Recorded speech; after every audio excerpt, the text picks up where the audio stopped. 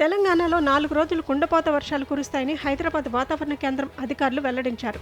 రాష్ట్ర వ్యాప్తంగా రాబోయే 4 రోజుల పాటు కొన్ని జిల్లాలకు ఎల్లో అలర్ట్ జారీ చేశారు. రాష్ట్ర వ్యాప్తంగా తేలికపాటి నుంచి మోస్తరు వర్షాలు కురిసే అవకాశం ఉందని, కొన్ని ప్రాంతాల్లో ఉరుములు, మెరుపులు, ఈదురుగాలులతో కూడిన వానలు కూడా పడొచ్చని అన్నారు. దక్షిణ కర్ణాటక నుంచి తమిళనాడు అంతర్భాగంగా సగటు సముద్ర మట్టానికి 1.5 కిలోమీటర్ల ఎత్తులో ద్రోణి కొనసాగుతోంది.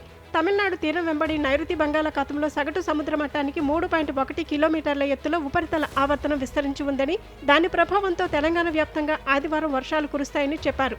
ప్రధానంగా భూపాలపల్లి, ములుగు, కొత్తగూడెం, ఖమ్మం, సూర్యాపేట, మహబూబాబాద్, వరంగల్, హన్మకొండ, ఆదిలాబాద్, ఆసిఫాబాద్, మంచిర్యాల, నిర్మల్, నిజామాబాద్, జగిత్యాల, రాజన్న సిరిసిల్ల, కరీంనగర్, పెద్దపల్లి, జనగాం, సిద్దిపేట, యాదాద్రి భువనగిరి, రంగారెడ్డి, వికారాబాద్, సంగారెడ్డి, మెదక్, కామారెడ్డి, హైదరాబాద్, మేడ్చల్, మల్కాజ్గిరి జిల్లాల్లో వర్షాలు కురుస్తాయని వెల్లడించారు.